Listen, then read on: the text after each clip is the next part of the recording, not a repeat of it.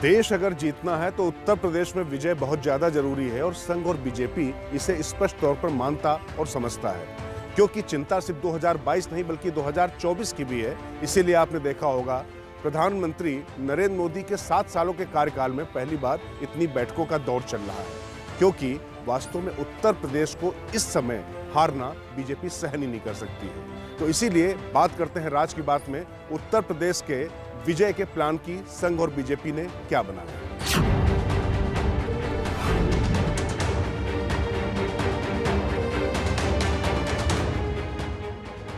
इस प्लान के तहत संघ परिवार और बीजेपी साइलेंट नहीं वाइब्रेंट वोटर पर फोकस करेंगे। ये वाइब्रेंट वोटर क्या है आपको आगे बताएंगे। उससे पहले एक और बात, यूपी में पूर्ववर्ती अखिलेश सरकार के समय में हुए काम जिनका उद्घाटन योगी आदित्यनाथ ने मुख्यमंत्री बनने के बाद किया, उनके प्रचार से परहेज किया जाए।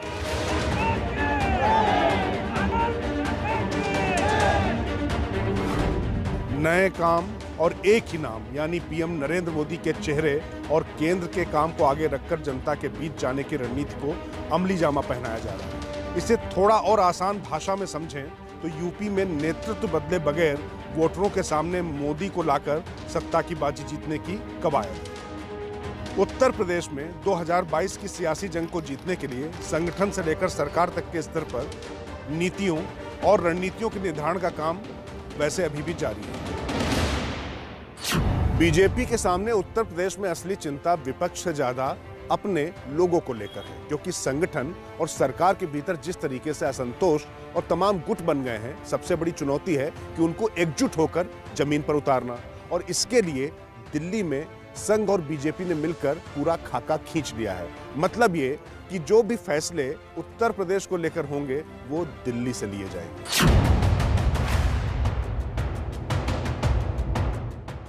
भारतीय जनता पार्टी ने बूथ स्तर से लेकर बम्पर वोटिंग तक होने वाली हर जतन पर जद्दोजहद शुरू कर दी है। सियासत को साधने के लिए रणनीति की बात करें तो पहली यह है कि अब यूपी में जो भी फैसले और काम सरकार और संगठन के स्तर पर होंगे, उनकी कमान और मॉनिटरिंग आला कमान के पास होगी। यह मैंने आपको पहले ही बताया था कि यूपी में चुनावों तक राजनीतिक और प्रशासनिक फैसले अब दिल्ली से ही तय होंगे कि संगठन को कैसे जमीन पर उतरना है और सरकार को कहां फोकस करना है। राज की बात यह है कि सरकार और संगठन में सर्जरी तो होनी ही है, लेकिन उससे पहले जमीन पर चीजों को बीजेपी साथ लेना चाहती है, जिसकी कवायद लगातार चल रही है। और इसी क्रम में फिर राष्ट्रीय संगठन मंत्री लखनऊ पहुंच रहे हैं। तो कुल मिलाकर पहले चीजों को साथ लिया जाएगा और उसके बाद रणनीति को जमीन पर उतारा जाएगा।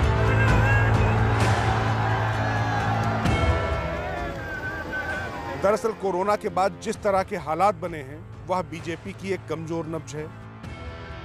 इसके मद्देनजर पूरा संगठन और सरकार विपक्ष के आरोपों का जवाब तथ्यों के साथ देगी। हमलावर विपक्ष को कोरोना पर उनके बयानों से काटा जाएगा। साथ ही सरकार ने किस तरीके से इस बीमारी से लड़ा उसका हिसाब दिया जाएगा। हालांकि इससे पहले हर कोरोना पीड़ित परिवार तक पहुंचना जरूरी होगा ताकि उसके गुस्से और गम को कम किया जा सके। राज की बात यह है कि बीजेपी चुनाव से पहले 2 तरीके से जनता से जुड़ने का प्लान बना रही है। पहला खाका तो यह है कि इस बार साइलेंट वोटर्स की जगह वाइब्रेंट वोटर्स को फोकस में रखकर पार्टी आगे बढ़ेगी। वाइब्रेंट वोटर्स का मतलब ये कि ऐसे भाजपा और खास तौर से मोदी समर्थक जो खुद तो वोट दें ही, सड़क पर पार्टी के लिए लड़ाई लड़ सकें, विरोधी दलों से या विचारों से टकरा सकें और पार्टी की योजनाओं को आम लोगों तक पहुंचा सके। लेकिन योजनाओं को आम जनता तक पहुंचाने के लिए भी एक प्लानिंग हुई है, जो राज की बात है। राज की बात यह है कि बीजेपी उत्तर प्रदेश में वाइब्रेंट वोटर्स पर ही फोकस कर रही है। वाइब्रेंट यानी जीवंत, युवा, ऊर्जा से लबरेज वो लड़के जो बीजेपी की बात जनता के बीच में जाकर पूरे दमखम के साथ रख सके। और चाय की दुकानों से लेकर खेल के मैदानों तक बीजेपी के नेता और उनके कार्यकर्ता इसको लेकर अभियान चलाएंगे, क्योंकि उनका मानना है कि ये ऊर्जा से लबरेज शक्ति जब सड़कों पर उतरेगी तो जो विपक्ष के प्रहार हैं या जो निगेटिविटी है वो काफूर हो जाएगी।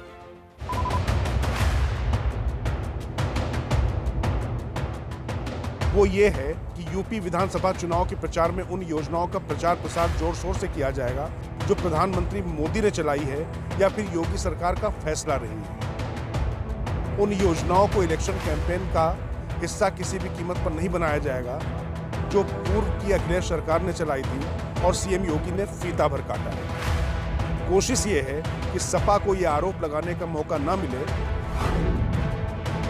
बीजेपी सरकार अपना बता रही है। दरअसल तमाम चिंतन और मंथन के बाद संघ और बीजेपी के कार्यकर्ताओं ने पाया कि बीजेपी का ट्रम्प कार्ड उत्तर प्रदेश में अभी भी सिर्फ और सिर्फ नरेंद्र मोदी है, क्योंकि ना सिर्फ मोदी की छवि अभी भी गरीबों के बीच में अच्छी है, चाहे मिडिल क्लास हो या अपर क्लास हो, उन पर अभी भी भरोसा रखता है।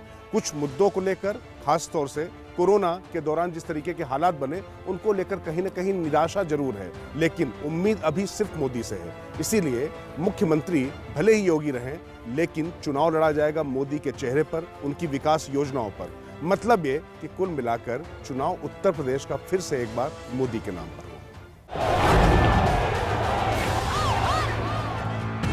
इसका मतलब ये कि सीएम योगी और सरकार की कामयाबी का बखान तो होगा, लेकिन कैंपेन पूरी तरीके से मोदी सेंट्रिक होगा और उनकी चलाई योजनाएं लोगों तक पहुंचाई जाएगी।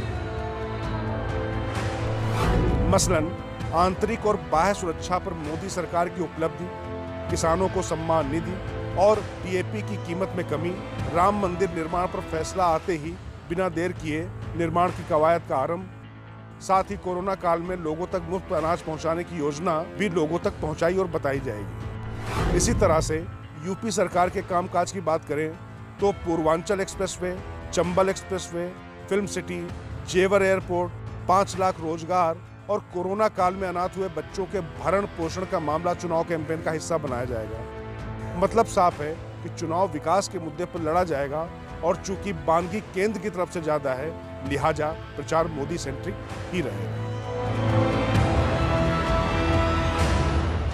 इसीलिए बीजेपी नेतृत्व की कोशिश है कि जिस तरीके से विपक्ष हमलावर है, उसके आरोपों का जवाब केंद्र की योजनाओं के काउंटर से दिया जाए।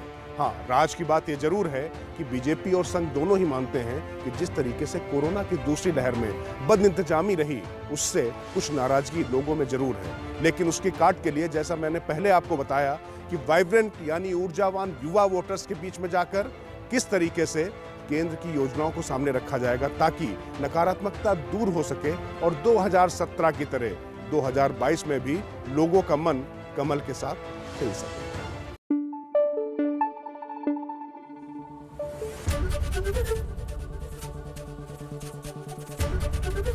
एबीपी न्यूज आपको रखे आगे।